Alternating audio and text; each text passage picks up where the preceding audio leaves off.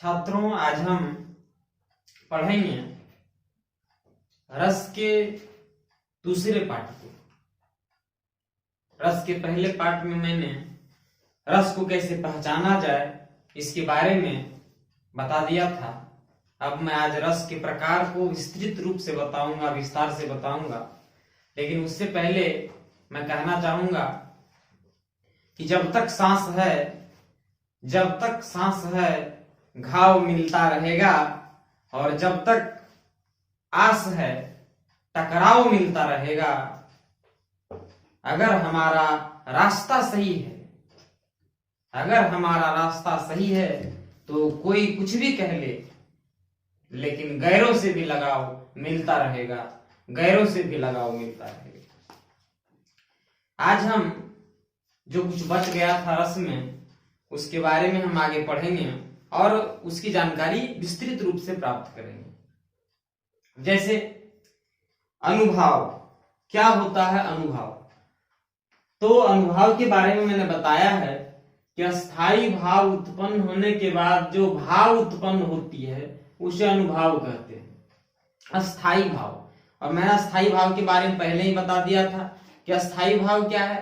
तो हमारे मन में अस्थाई भाव पहले से ही मौजूद होते हैं, जैसे खुशी, सुख, दुख, भय, घृणा, ये अस्थाई भाव है। लेकिन अनुभाव क्या है कि अस्थाई भाव के बाद जो भाव उत्पन्न होता है उसे अनुभाव कहते हैं। कैसा भाव? तो शारीरिक चेष्टाएं जो उत्पन्न होती है, जैसे कुछ अच्छी चीजों को देखने के बाद हम कूदने लगते हैं, उछलने लगते हैं। कुछ ऐसा भाव जिसमें हम लोग खुशी से भर जाते हैं, विषाद से भर जाते हैं, दुख से भर जाते हैं। तो ऐसे बातों को हम लोग क्या कहेंगे? शारीरिक चेष्टा कहेंगे, और वही अनुभाव कहलाता है। अनुभाव के 4 प्रकार हैं। पहला प्रकार है कायिक, दूसरा प्रकार है मानसिक, तीसरा प्रकार है सात्विक, और चौथा प्रकार है आहार्य।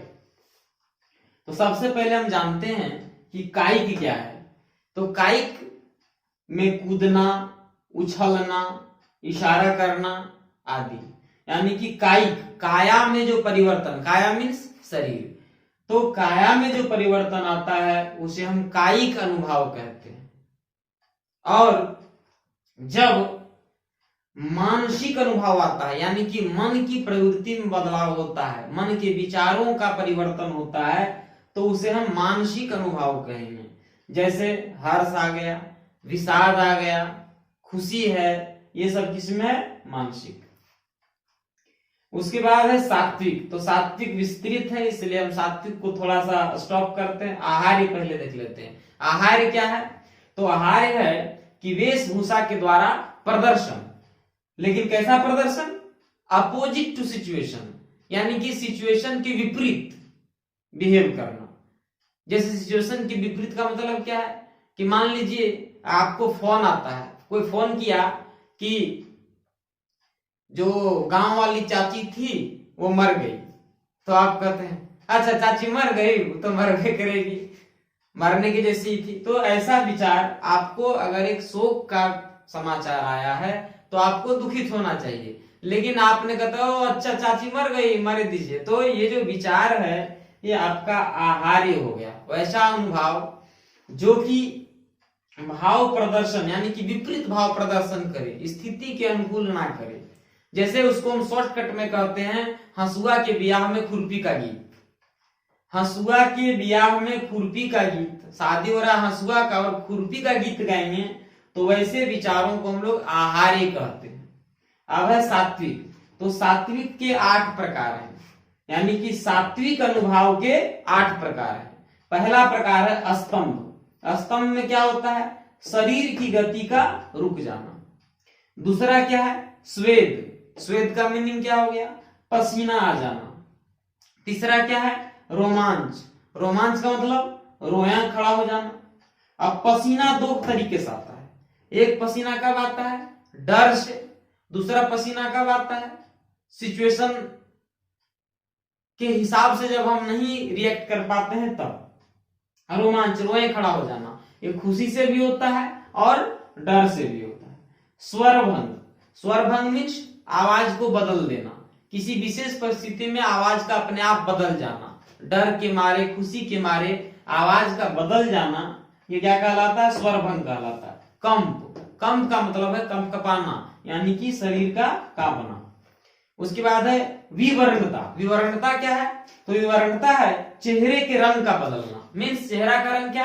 विवर्ण, वी माने विशेष, वर्ण माने रंग, यानी कि रंग का विशेष रूप से बदल जाना क्या कहलाता है? विवर्णता कहलाता है। उसके बाद जो 7वां प्रकार है उसे हम अश्रु कहेंगे। अश्रु मीन्स आंसू, आंख से आंसू आना, आंख से आंसू आना। तो आंख से आंसू दो परिस्थितियों में आता है, एक खुशी के आंसू होते हैं और दूसरे गम के आंसू होते हैं। प्रलाप, प्रलाप क्या है? तो शरीर की चेतना को लेकर सुध बुध खो जाना, यानी कि देखते हैं जब किसी के यहाँ कोई अचानक से विपत्ति का समय आ जाता है, मान लीजिए कोई माँ है, उसका एक नौजवान पुत्र जब इस दुनिया को छोड़ के चला जाता है, माता पिता के जीवित रहते, तो माँ जो चित्कार भरती है, माँ जो दहाड़ मार मार के रोती है, वैसे में वो कभी कभी क्या होता है, गांव में इसको कहते हैं दांती लग जाना, दांती लग जाता है, वो बेहोश हो जाती है, मतलब उसे कुछ समझ में नहीं आने लगता है, तो उसे हम प्रलाप कहेंगे। प्रलाप का मतलब इस प्रकार से रोना कि वो अपना सुध बुध खो दे, वो क्या है नहीं है कहाँ है उसको भूल जाए, और ऐसी स्थिति को हम क्या कहेंगे? प्रलाप कहेंगे। अब आइए देखते हैं कि संचारी भाव क्या है। तो संचारी भाव को हम एक और नाम से जानते हैं जिसे हम कहते हैं व्यभिचारी भाव। व्यभिचारी भाव यानी कि अगर पूछा जाएगा कि संचारी भाव का दूसरा नाम क्या है, क्वेश्चन में पूछा जाता है, तो संचारी भाव का दूसरा नाम क्या है? व्यभिचारी है। पूछा जाएगा अनुभाव के कितने प्रकार हैं, तो अनुभाव के 4 प्रकार हैं। अब है संचारी भाव, तो आश्रय के मन का अस्थिर मनोविकार, अस्थिर मन जो स्थिर ना हो, यानी कि मन का वैसा विचार जो स्थिर ना हो, उसे हम संचारी भाव कहते हैं। आश्रय कौन है?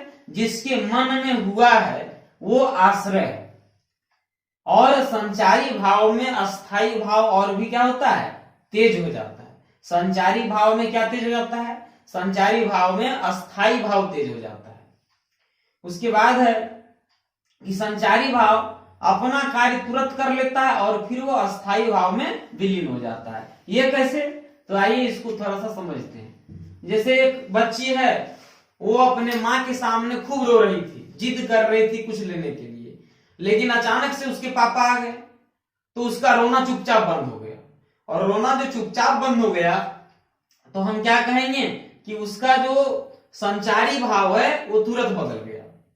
या कभी कभी ऐसा होता है कि घर में कोई नहीं है, बच्चा बहुत रो रहा है, लेकिन अगर मम्मी ऑफिस से आ जाए, अक्सर ऐसा सीबीएसई बोर्ड वाली जो होती है उनके साथ होता है। सीबीएसई बोर्ड वाली मतलब जो जॉब को, बच्चे को कम महत्व देती है, जॉब को ज्यादा महत्व देती है। पढ़ाई करने के बाद जो कॉन्वेंट स्कूल से पढ़े बच्चे होते हैं, उनको अपने बच्चे से लेना देना नहीं होता है, उनको लेना देना होता है पैसे से। तो ऐसे में यहाँ ये तीसरा पॉइंट जो है आपका, यानी कि संचारी भाव जो होता है वो तुरंत क्या होता है? चेंज हो जाता है और वो अस्थाई भाव में आ जाता है।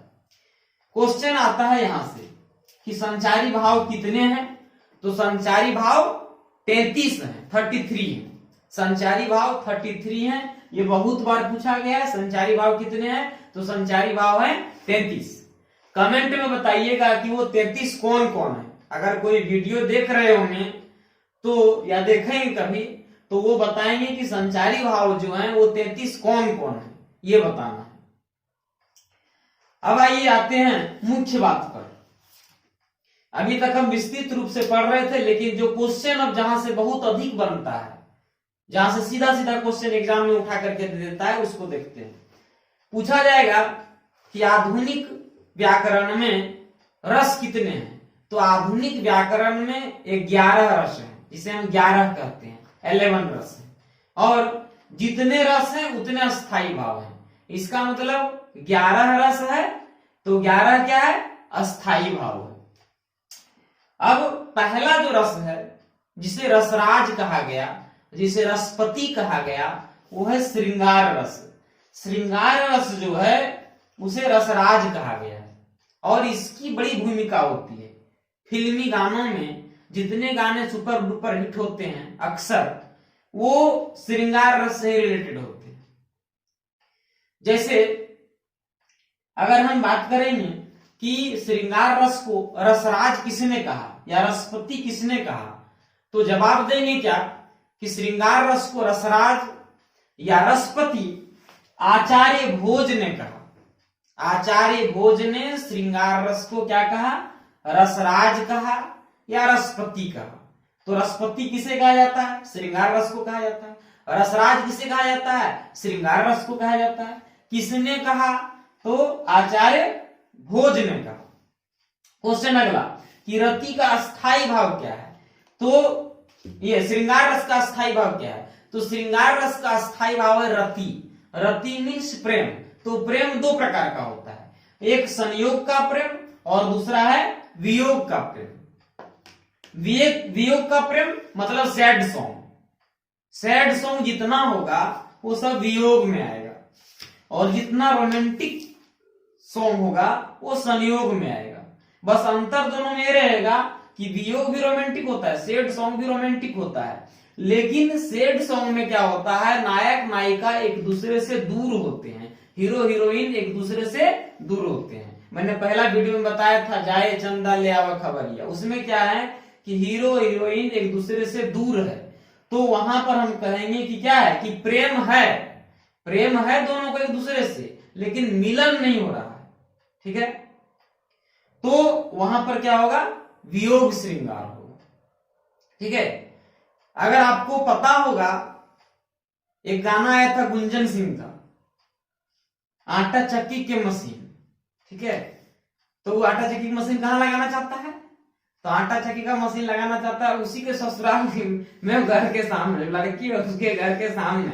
ठीक है, अभी तो हम गाना नहीं गा सकते हैं, लेकिन क्योंकि बहुत सारा सिलेबस है, तो आटा चक्की के मशीन वाला जो गाना है वो वियोग रस का है। अब आइए संयोग रस। संयोग रस में क्या होता है, संयोग रस में नायक और नायिका जो होते हैं वो कह सकते हैं कि पास पास होते हैं, काफी करीब होते हैं। संयोग रस में मिलन होता है। कैसा मिलन, तो मिलन आमने सामने का मिलन, नजरों का मिलन, स्पर्श यानी कि छुअन जिसको कहते हैं, touching in the sense of touching, एक दूसरे के काफी करीब है। तब आलिंगन, आलिंगन माने गले लगा लेना, जिसको कहते हैं हग करना अंग्रेजी में। हम लोग के गांव में लोटा लेके जाता है तो उसको हग कहते हैं, लेकिन यहाँ जो हग है उसका मीनिंग क्या है, गला लगाना। अब वार्तालाप, बैठ करके एक दूसरे के बाहों में बैठे हुए हैं, पास बैठे हुए हैं और वार्तालाप कर रहे हैं, डिस्कशन कर रहे हैं। यानी कि नायक नायिका जब काफी करीब हो, नजरों से करीब हो या शारीरिक रूप से करीब हो, तो उसे हम क्या कहेंगे, संयोग श्रृंगार कहेंगे। अब आइए एग्जाम्पल देखते हैं संयोग श्रृंगार का, कि राम के रूप निहार तिजान कंकन के नग की फरछाही, या कि सब सुध भूल गई करटे की रही पलटारत नहीं। ये उस समय का एग्जाम्पल है जब पहली बार पुष्प वाटिका प्रसंग में सीता राम को देखती है, तो वो राम के श्यामल रूप को देख करके आमने सामने होने के बाद जो होती है वो पलकें अचानक से बंद हो जाती है। देख वो बंद पलकों से राम के स्वरूप को निहारने लगती है, वो सब कुछ भूल जाती है, जो वो काम करने आती है वो बिल्कुल भूल जाती है, और वो नजर तो हटाना चाहती है लेकिन हटा नहीं पाती है। हम इसको ही आपको पहला वीडियो में बता दिए थे कि देखकर राम जी को चारों ने ना लड़ी की लड़ी रह गए, ऐसा कुछ था। तो आप समझ जाइए कि जहां पर नायक नायिका काफी करीब हैं, नजरों से करीब हैं, हम देखिए डेफिनेशन में पूरा क्लियर कर दे, नजरों से करीब हो, पास हो, काफी आसपास हो, वैसे सेंस में जहां मिलन, स्पर्श, आलिंगन, वार्तालाप हो, वहां संयोग होता है। अब आइए वियोग में, तो वियोग में हम बता ही दिए कि सैड सॉन्ग जितना भी है वो वियोग में होता है। ठीक है, जैसे मर जाए ससुरा तोरा जाए से पहले। ठीक है, फेल होई हाट काट छपाए से पहले। इस तरह का गाना जो है आप सुनते होंगे, बिहार के लोग जो है जनरली इस तरह का गाना सुनते हैं। तो उसमें क्या है, वियोग का बात है, ठीक है। नवंबर में जेबू हमर जान तब दिसंबर में ये देह ना रही, ऐसा ऐसा गाना जो होता है वो आजकल बन रहा है सैड सॉन्ग के रूप में। तो वो क्या होता है कि प्रेम है लेकिन मिलन नहीं हो रहा है, तो उसे हम क्या कहेंगे, वियोग श्रृंगार कहेंगे। वियोग माने सैड सॉन्ग, शॉर्टकट में समझ जाइए, वियोग श्रृंगार सैड सॉन्ग का गाना। और अगर हम बात करेंगे संयोग श्रृंगार का, तो संयोग श्रृंगार में क्या हो जाएगा, संयोग श्रृंगार में हो जाएगा कि जो रोमांटिक सॉन्ग है तो उसे हम क्या कहेंगे, संयोग श्रृंगार और वियोग श्रृंगार। इस प्रकार से समझ लिए। आइए देखते हैं हास्य रस। हास्य रस बहुत कमाल का रस है। हास्य रस में क्या होता है कि हास्य रस का स्थायी भाव हास्य है। इसमें क्या होता है, किसी के बातों से, किसी के चेहरे से, किसी के पहनावे से, मान लीजिए कोई आदमी है वो पैंट ऊपर पहन लिया शर्ट नीचे, तो उसका जो खूबसूरत रूप दिखेगा उससे आपको हंसी आ जाएगा, तो वहां हास्य रस है। एक कहावत है कि जो ज्यादा बनती है आलिया उसे मिलता है कालिया, आज का ये प्रचलित कहावत है। तो उसको हम लोग वहां पर क्या कहेंगे, वहां हास्य रस है। अगर और हम थोड़ा डिटेल से देखें तो देखिए, एक बंदर थी और एक बंदरिया, दोनों एक दूसरे से प्यार करते थे। तो जब बच्चा हो गया तो एक दूसरे से थोड़ा दूर रहना पड़ता था, बच्चा के सामने प्यार नहीं कर पाते थे। एक दिन बंदर जो है वो बंदरिया से कहता है, अब बंदर बंदरिया देखिए किसी का नाम भी ले सकते थे, लेकिन नाम लेंगे तब बुरा लग जाएगा, इसलिए लड़का बंदर है और लड़की बंदरिया है। सीबीएसई बोर्ड, सीबीएसई बोर्ड में देख लीजिए, सीबीएसई बोर्ड लड़का बंदर और सीबीएसई बोर्ड वाली लड़की बंदरिया। अब देखिए क्या होता है कि बंदर ने कहा बंदरिया से, बंदर ने कहा बंदरिया से चलो नहाए गंगा, बच्चों को छोड़ो घर में थोड़ा हो जाए हुड़दंगा। थोड़ा सा समझ लीजिए हुड़दंगा क्या होता है। होली में हुड़दंग होता है, इसको कहते हैं उठा पटक। तो बताइए बचवा को छोड़ के उठा पटक करेगा, तो आप समझ जाइए कि कहां, गंगा में। आपको गाना याद होगा, चल के गंगिया डुबकी लगे गंगा के पानी में। बताइए बंदर बंदरिया कहां जाना चाह रहा है, डुबकी लगाना जाना चाह रहा है, कहां, एक साथ डुबकी लगाने गंगा के पानी में। तो ये सुन करके हंसी आ रहा है, तो ये कैसा रस हो गया, हास्य रस हो गया, जिसमें हंसी आ जा रहा है सुन करके। अब दूसरा हम लोग सुने होंगे, झंडा ऊंचा रहे हमारा विश्व विजयी तिरंगा प्यारा। लेकिन देखिए कोई इसको ट्रांसफॉर्म कर दिया क्या, कि झंडा ऊंचा रहे हमारा और विश्व विजयी लठंगा प्यारा, सदा शक्ति बरसाने वाला, दुष्टों को सरसाने वाला। मतलब वो लाठी का अहमियत बता दिया कि लाठी है तो सब कुछ है। तो इस तरीके से आप देख सकते हैं कि वहां हास्य रस है। अगर अगला एग्जाम्पल हम देखेंगे तो अगला एग्जाम्पल आइए देखते हैं। अगला एग्जाम्पल क्या है, तो हास्य रस बहुत जगहों पर है। हास्य रस का हम कई सारा एग्जाम्पल ले सकते हैं। हास्य रस में अगर हम एग्जाम्पल लें तो हास्य रस का ये भी एग्जाम्पल हो सकता है कि अगर कोई कहता है, हम ये पहले वीडियो में बताए थे फिर बता दे रहे हैं, उसमें हम कहे थे कि चौधरी जी जैसा कुछ कहते, चौधरी जी तुम किस चक्की का खाते हो कि एक छटाक की राशन में यूं तोंद बढ़ाए जाते। मतलब जब एक ही दुकान से हम लोग खरीदते हैं तुम्हारा तोंद कैसे बढ़ रहा है। तो इस तरह का एग्जाम्पल जो है, किसी को बोल करके हंसा देना, वो हास्य रस कहलाता है। जैसे कोई कहता है कि जो तुको कांटा बोए ताए बोए तू फूल, इस तरह का कहावत चलता था। लेकिन हास्य रस में देखिए कहावत बदल जाता है। क्या है कहावत, कि जो तोको कांटा बोए, जो तोको कांटा बोए ताए बोए तू भाला, वो भी साला समझ जाएगा पड़ा किससे था पाला। तो इस तरह का जो कहावत है वो हास्य रस में है। हास्य रस का और एग्जाम्पल तो है कि एक कहावत था कि खुदी को कर बुलंद इतना कि खुदा बंदे से खुद पूछे कि बता तेरी रजा क्या है। लेकिन अब देखिए उसको हास्य रस में क्या कहेंगे, कि हास्य रस में कहेंगे कि खुदी को कर बुलंद इतना, खुदी को कर बुलंद इतना, चढ़ा लो जैसे तैसे, और फिर वहां से पूछो बेटा उतरेंगे कैसे। तो इसको कहते हैं हास्य रस। हास्य रस का और भी एग्जाम्पल हम देते हैं। हास्य रस का एग्जाम्पल है, पहले कहावत होता था कि साईं इतना दीजिए जामे कुटुंब समाए, अब मैं भी भूखा ना रहूं साधु ना भूखा जाए। लेकिन आज कहावत बदल गया है। आज लोग क्या कहते हैं हास्य रस में, ये दुनिया पर एक दुनिया के लिए ये हंसी है। आजकल लोगों का विचार ही ऐसा है। आजकल लोग कहते हैं कि साईं इतना दीजिए जामे घर भर जाए, अब मैं केवल जीवित रहूं बाकी सब मर जाए। बताइए, इस तरह का विचारधारा जो है वो कैसा विचारधारा है? हास्य रस का। आइए देखते हैं करुण रस। करुण रस में क्या होता है? करुण रस का अस्थाई भाव शोक है।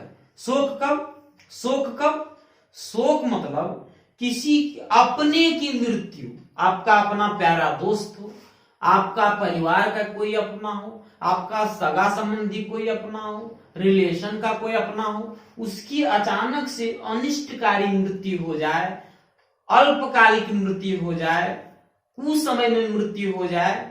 तो जैसे कोरोना में बहुत लोगों की जाने गई, तो उसके बाद उसके परिवार के ऊपर जो बीता, उसके अपनों पर जो बीता, वहां पर शोक रस है। जैसे एक हम बहुत अच्छा यहाँ पर एग्जाम्पल दिए हुए हैं जो देशभक्ति से रिलेटेड है, लेकिन उसमें करुण रस है। एक नई नई लड़की का शादी होता है, उसका पति जो है फौज में है, और बॉर्डर फिल्म आप लोग देखे होंगे तो वहां से कुछ इंस्पिरेशन है इस लाइन में कि अचानक से क्या होता है कि उसके पति के बारे में उसे समाचार आता है फोन पर कि अब उसके पति इस दुनिया में नहीं रहे। तो वो उस मतलब कह सकते हैं कि नव सुहागन स्त्री के विधवा होने के बाद कवि ने लिखा कि उसकी आंसू की एक एक बूंद से, उसकी आंसू की एक एक बूंद से सातों सागर हारे होंगे, जब मेहंदी वाले हाथों ने अपने मंगल सूत्र उतारे होंगे, अपने मंगल सूत्र उतारे होंगे। तो ऐसे में क्या होता है? करुण रस होता है। अब आइए थोड़ा महाभारत की ओर चलते हैं। बॉर्डर पर पहुंच गए, अब आइए महाभारत में। महाभारत में क्या था? उत्तर राजा जो थे उनकी बेटी थी उत्तरा। उत्तर राजा जो थे उनकी बेटी थी उत्तरा, और उत्तरा के पति का नाम था अभिमन्यु। तो अभिमन्यु की मृत्यु आप जानते हैं किस प्रकार से, बहुत दर्दनाक मृत्यु हुई महाभारत में। तो वो भी एक नवसुहागन स्त्री थी उत्तरा, जो अचानक से विधवा हो गई। तो उसके लिए कवि ने लिखा उसके भाव को, जो जब अभिमन्यु का मृत्यु के समाचार मिला, मृत्यु शोक का समाचार मिला उत्तरा को, तो उत्तरा के भाव को देख करके कवि ने लिखा, क्या लिखा कि प्रिय का अप्रिय महासंवाद पाकर विश्वभरा, प्रिय का अप्रिय महासंवाद पाकर विश्वभरा, चित्रस्त से निर्जीव होकर गिर पड़ी उत्तरा। चित्रस्त सी निर्जीव होकर मतलब एकदम बेसुध हो गई, जान बेजान, मतलब कुछ रहा ही नहीं, लग रहा था कि जैसे मतलब कुछ नहीं है उसकी बॉडी में, और वो जो है गिर गई। तो ऐसे में जो खराब संवाद आया, जो खराब समाचार आया, उसको देख करके उत्तरा के नयन जो है वो भर गए और वो गिर गई पृथ्वी पर, व्याकुल हो गई, चित्कार मार मार के रोने लगी।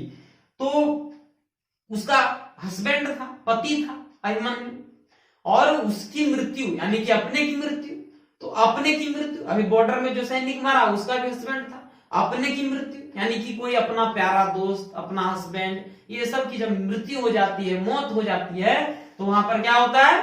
करुण रस होता है। आइए हम अब पहुंच गए हैं 4 नंबर के रस में, वीर रस। वीर रस बहुत ज्यादा पूछा जाने वाला। वीर रस का अस्थाई भाव क्या है? उत्साह है। उत्साह कैसा?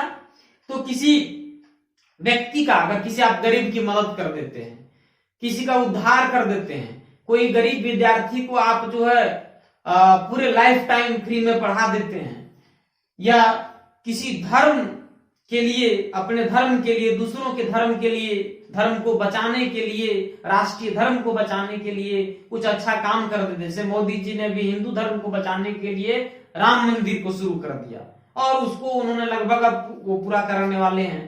तो वैसा भाव जो है वो क्या है, वीर रस का। वीर रस का एक जो सबसे बड़ा कवि है उसे कहते हैं रामधारी सिंह दिनकर। बिहार का बेटा रामधारी सिंह दिनकर वीर रस का सबसे बड़ा नाम है। वीर रस में दिनकर ने कहा कि वह खून कहो किस मतलब का, वह खून कहो किस मतलब का, जिसमें उबाल का नाम नहीं, वह खून कहो किस मतलब का, जो आ सके देश के काम नहीं, जो आ सके देश के काम नहीं। इसे हम क्या कहेंगे, वीर रस के कहेंगे। या जो भरा नहीं है भावों से, बहती जिसमें रसधार नहीं, वह हृदय नहीं, वह पत्थर है जिसमें स्वदेश का प्यार नहीं। तो ऐसे में यहाँ वीर रस होता है। या फिर ऐसे कह सकते हैं कि राह कोई भी हो, राह कोई भी हो, चलना मुझे आता है, महराग से वाकिफ हूं, जलना मुझे आता है। तो इन सब पंक्तियों में वीर रस की बातें झलकती है। या फिर ऐसे कह सकते हैं कि है सीढ़ियां उनके लिए अमोघ, है सीढ़ियां उनके लिए अमोघ, जिन्हें बस छतों तक जाना है, पर अंतरिक्ष पर है जिनकी दृष्टि, उन्हें अपना पथ स्वयं बनाना है, उन्हें अपना पथ स्वयं बनाना है। तो ऐसा हम दिन भर कहते रह जाएंगे, तो फिर जो है हम लोग वीर रस में रह जाएंगे।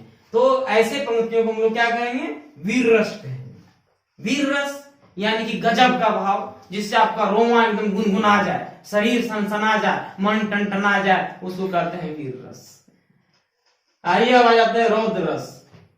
रौद्र रस में क्या है कि पहले आप सुने होंगे महाभारत में अर्जुन युद्ध नहीं करना चाहते थे। महाभारत में अर्जुन किसी से भी युद्ध नहीं करना चाहते थे, क्योंकि मानते थे कि भीष्म जो हैं वो मेरे दादा हैं, मेरे पितामह हैं, कर्ण मेरा भाई है, दुर्योधन मेरा भाई है, सब मेरा अपना, all Indians are my brother and sister. हाँ, तो आप देख रहे हैं रौद्र रस। रौद्र रस माने गुस्सा से पगला जाना, एकदम तमतमा जाना, आंख भौं एकदम तन जाना। तो उसको हम लोग क्या कहेंगे, उसमें क्या होता है, जब कोई आपके खिलाफ एकदम अनुचित कार्य कर दे, एकदम उचित नहीं है, एकदम उल्टा सीधा कार्य कर दे। मान लीजिए फॉर एग्जाम्पल किसी ने क्या किया कि आपके खिलाफ गाली बक दिया, मूड खिसिया जाएगा, है ना। तो वैसे में क्या होगा, रौद्र रस होगा। अब अर्जुन लड़ना नहीं चाहते थे, लेकिन कृष्ण जो थे ना वो ऑलराउंडर आदमी है।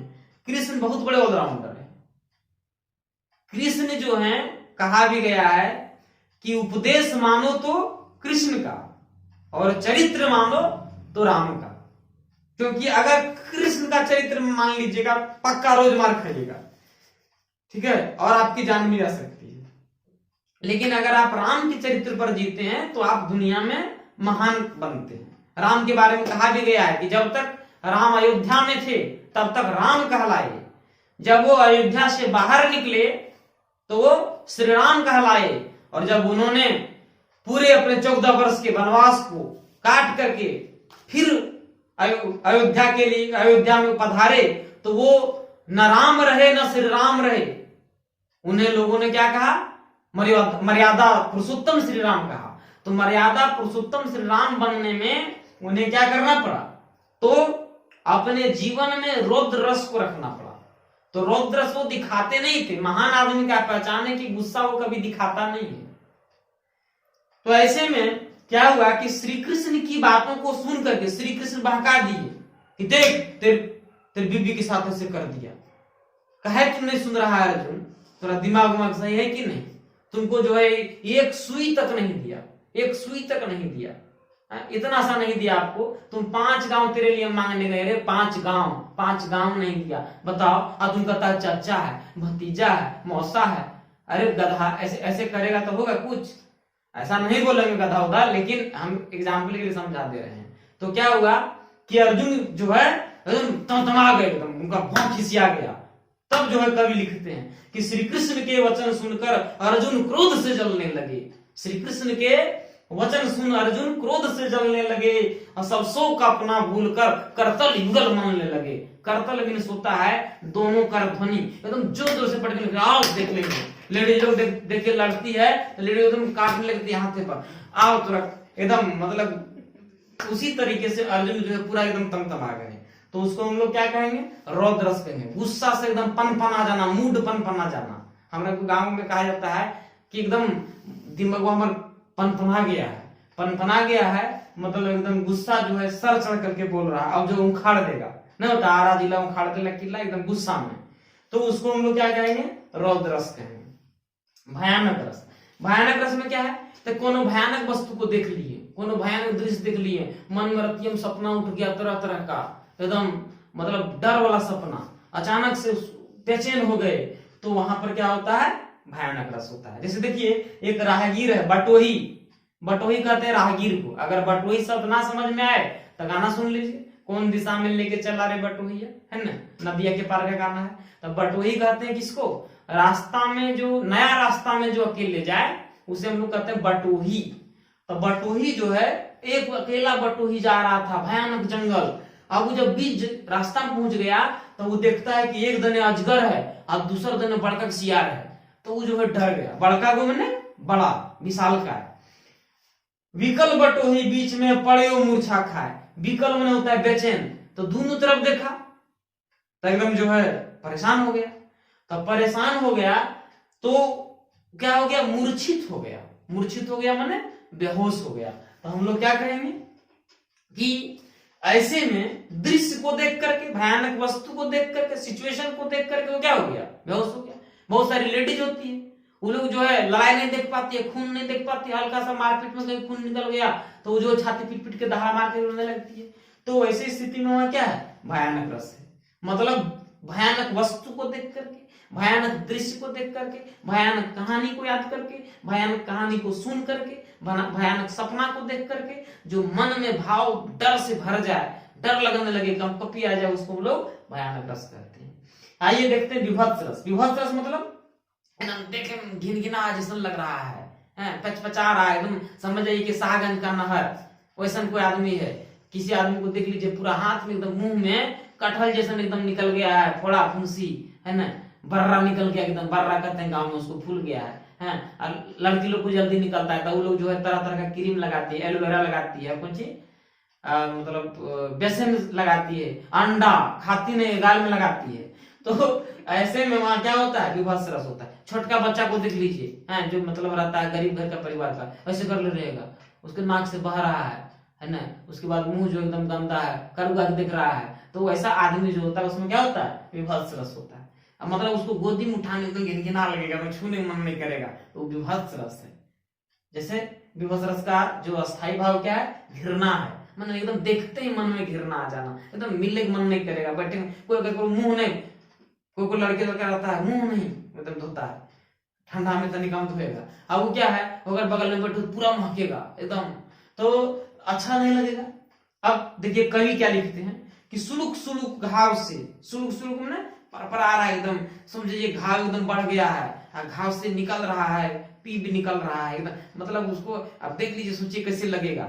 और जो है सुलुक सुलुक घाव से पिल्लू पिल्लू पड़ गया है ओकरा में, ना कहता तो मुंह में कोढ़िया फूट जाए पिल्लू, मैंने सही उसका फूट गया है। तो नासिका से श्वेत पदार्थ, अफसोस से नासिका से श्वेत पदार्थ नहीं करते, नासिका किसको करते हैं, नाक का दोनों जो छेद है ओकरा नासिका करते हैं। तो इतनी छोट बच्चा है ओकरा नाक से पूरा बह रहा है, जानबे करते हैं उसको क्या कहते हैं। तो वैसा बच्चा को किस करने मन करेगा, नहीं मन करेगा, तो उसमें वहां विभत्स रस है, तो उन्होंने गोदी में उठाने से परहेज करेंगे। विभत्स रस, अद्भुत रस, आश्चर्य, मैंने जो सोच नहीं सकते हैं वो हो रहा है, उठपटांग कुछ हो रहा है, आश्चर्य। जैसे उठपटांग क्या है देखिए पता चल जाएगा। अद्भुत रस का स्थायी भाव क्या है, आश्चर्य। देखिए क्या है कि एक अचंभा देखा रे भाई, एक अचंभा देखा एक आदमी, आश्चर्य देखा क्या, ठाढ़ा सिंह चरावे गाय, सिंह गाय चरा रहा है। हो सकता है कभी कि सिंह गाय चरा, अरे आदमी गाय चरा सकता है, शेर कहीं गाय चराएगा। पहले पुत पीछे माई, पहले बेटा हुआ मैया बाद में, ये कोई सिस्टम हो सकता है कहीं। चेला के गुरु लागे पाई, गुरु जो है चेला को प्रणाम कर रहा है, ये बिल्कुल क्या है, आश्चर्य है, जो एकदम मैंने कल्पना से परे है, कल्पना में भी नहीं आ सकता। वैसा कुछ घटना हो जाए उसको अद्भुत रस करते हैं, ठीक है। शांत रस। शांत रस क्या होता है? तो शांत रस जो होता है इसको निर्वेद रस कहते हैं। बताए थे बुढ़ापा वाला कि जिंदगी में हजारों का मेला जुड़ा, हंस जब जब उड़ा तो अकेला उड़ा, ना वो राजा रहे ना वो रानी रही, ना वो बुढ़ापा रहा न जवानी रही। इस तरह का बात, मतलब शांत रस में इंसान जो होता है वो अंतिम समय में अपने कर्मों पर पछताता है। जैसे एग्जाम्पल में देखिए कि माला फेरत जुग गया, फिरा न मन का फेर, मन का कर का मन का डारी दे, मन का फेर। मतलब जिंदगी भर पाप किए हैं, बाद में कर रहे राम राम राम राम, दूसरा के बारे में खराब भी सोच रहे हैं, तो माला फेरने से जिंदगी में कुछ नहीं होता है। दूसरा है कि माटी कहे कुम्हार से, माटी कहे कुम्हार से तू क्या रोंदे मैं मोय, एक दिन ऐसा आएगा मैं रोंदूंगी तोय। तो इस तरह का जो बात है वो शांत रस है। इसलिए कहने का तात्पर्य यह है, कहने का मतलब यह है कि अपना टाइम आएगा। शांत रस में इस तरह का विचार आता है अंतिम समय में, जब इंसान दुनिया से जाने वाला होता है, जब कोई उपाय नहीं रहता है। इसमें ये भी एग्जाम्पल बताए थे कि ये दुनिया, ये महफिल मेरे काम की नहीं। इस प्रकार को हम लोग शांत रस कहेंगे। ठीक है, तो शांत रस का अस्थायी भाव क्या हो गया? भक्ति, नीति, ज्ञान, वैराग्य, धर्म, दर्शन, माने भक्ति भाव से शांत रस। वात्सल्य रस में किसी भी माता पिता को अपने बच्चे से जो प्रेम होता है, अपने बच्चे से जो प्रेम होता है, छोटे बच्चों से जो प्रेम होता है, उसे हम वात्सल्य रस कहेंगे। चाचा को भतीजा से, माँ बाप को बेटा बेटी से, है ना, इस तरह का जो प्यार होता है उसको वात्सल्य रस कहते हैं। जब माता पिता, कोई भी बच्चा कितना बड़ा हो जाए, माता पिता के लिए वो छोटा ही होता है। तो माता पिता का अपने बच्चों से जो प्रेम है उसे वात्सल्य रस कहेंगे। जैसे श्रवण कुमार के माता पिता का श्रवण कुमार से था, राजा दशरथ का अपने पुत्र राम, भरत, लक्ष्मण और शत्रुघ्न से था, राम का अपने पुत्र लव और कुश से था। उसी प्रकार से आपके और हमारे माता पिता का हम लोगों से जो प्रेम है वो आइए देखते हैं अब वात्सल्य रस। तो अभी हम बता चुके थे कि माता पिता का अपने बच्चों से जो प्रेम होता है, जैसे हम बताए कि श्रवण कुमार से जो प्रेम उनके माता पिता का था, राजा दशरथ का जो प्रेम अपने चारों पुत्र राम, लक्ष्मण, भरत, शत्रुघ्न से था, राजा राम का अपने पुत्र लव और कुश से था। या कह सकते हैं कि राजा रावण का जो प्रेम अपने पुत्र मेघनाद से था, अक्षय कुमार से था। तो वहां पर वात्सल्य रस होगा। जैसे अभी ठंडा का समय है, लीजिए बच्चा जो है, मैक्सिमम के घर का बच्चा, स्पेशली शहर में जो प्राइवेट स्कूल में पढ़ने वाले बच्चे होते हैं, मैक्सिमम वो रजाई तान करके 8-9 बजे तक सोए रहते हैं, क्योंकि अभी लॉकडाउन में स्कूल भी बहुत कम खुला हुआ है। हालांकि 4 जनवरी से स्कूल खुल जाना है, ये रिपोर्ट आ चुका है। 4 जनवरी से सब स्कूल खुल जाएगा, सब क्लास शुरू हो जाएगा। सप्ताह में सरकार चेक करेगी कि क्या कोरोना का स्थिति क्या है। तो वैसे में बच्चा सोया हुआ है, तो पापा आएंगे तो दूल्हा तो लगा देंगे तुरंत। एक कहावत है कि माँ के पैरों में जन्नत होता है, पिता के पैर में क्या होता है? पिता के पैर में जूता होता है, उर्दू जूता मारते हैं ऊपर से। ठीक है, तो माँ के पैर में जन्नत होता है। माँ की क्या कहती है उस बच्चे को जो 8 बजे तक सोया है, उठो लाल आंखें खोलो, पानी लाई हूं मुंह धो लो। मतलब मुंह धुलवाने के लिए भी माँ आ जाती है, बच्चा बड़ा हो या छोटा हो। तो वहां क्या है, माँ का अपने बच्चे से प्रेम है। ऐसा नहीं कि पिता को अपने बच्चे से प्रेम नहीं होता है, पिता को भी ससमय बच्चे पर बहुत प्रेम होता है।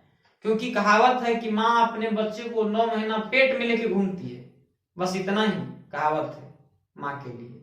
लेकिन पिता अपनी पूरी जिंदगी बच्चों को अपने दिमाग में लेके घूमता है। वो जहां भी जाता है, रात दिन कमाता है, किसी मौसम का परवाह नहीं करता है। किसके लिए? अपने बच्चे के लिए। और जो माँ जो प्रेम करने के लायक है अपने बच्चे से, वो इसलिए लायक है क्योंकि जो पिताजी हैं वो रात दिन काम कर रहे हैं, इसलिए माँ जो है बच्चे को प्यार कर पा रही है। अगर पिताजी काम करना छोड़ दें तो सब प्यार खत्म हो जाएगा। मतलब आप किसी को कम नहीं आंक सकते। माता पिता का अपने बच्चे से प्रेम होता है। भक्ति रस में आ जाइए। भक्ति रस मतलब ईश्वर से प्रेम, जैसे मीरा को हो गया था कृष्ण से, ठीक है। जैसे आप कह सकते हैं कि अयोध्या वासियों को प्रेम हो गया था राम से, या आप ऐसे कह सकते हैं कि राक्षस कुल में रहने के बावजूद भी विभीषण को प्यार हो गया था भगवान श्री राम से। वहां भक्ति रस है। जैसे एक चौपाई है रामचरितमानस में, चौपाई तो ऐसे बहुत है, लेकिन भक्ति रस का एग्जाम्पल हम दे रहे हैं कि राम नाम रटते रहो, राम नाम रटते रहो, धरे रहो मन धीर। धीर मीन्स धीरज। कारज सदा सुधारिये, कृपा सिंधु रघुवीर। मतलब ईश्वर पर विश्वास करके अगर किसी काम को किया जाए तो वो काम पूर्णतः, या कह सकते हैं सत्यतः वो पूर्ण होता है, जरूर पूर्ण होता है। या फिर ऐसे कहें कि प्रविशी नगर की जय सब का सा, हृदय राखी कौशलपुर राजा, आसुतोष तुम और हरदानी, आरती हरहु दिन मम जानी। तो इस तरह का जो कहावत है ये भक्ति रस का। तो इस तरीके से आज हमने देखा भक्ति रस का दूसरा पार्ट, जिसमें हमने रस को बहुत ही विस्तृत तरीके से समझाया। और इसी के साथ आज जो है रस आपका समाप्त हो गया। जो भी बच्चे हैं वो दोनों पार्ट को जरूर पढ़ें। और हम भूल जाते हैं रोज रोज, लाइक और सब्सक्राइब जरूर करें, वीडियो को 1000 तक पहुंचाएं, ताकि हम आप लोगों का लाइव क्लास जो है ले सकें और पूरे भारत में लाइव क्लास ले सकें। इस तरीके से आप हमको मौका दीजिए, तो फिर हम आपको आने वाले समय में अलग अलग तरह का वीडियो मिलेगा। ऐसा नहीं है कि सिर्फ जो है आपको साइंस का वीडियो मिलेगा या हिंदी का वीडियो मिलेगा, आपको हर तरह का वीडियो मिलेगा। आप कमेंट में बता सकते हैं कि मैथ्स में किस चैप्टर का वीडियो चाहिए, एसएसटी में किस चैप्टर का वीडियो चाहिए, इंग्लिश ग्रामर में, लिटरेचर में किस चीज का वीडियो चाहिए। आप सिर्फ नाम लिखिए, वीडियो जरूर बनेगा। बस चूंकि हम मोबाइल से बनाते हैं थोड़ा लेट हो सकता है, इसलिए जो है जल्द से जल्द इस पर काम किया जाएगा। आप जरूर विचार करें। धन्यवाद। जय हिंद, जय भारत।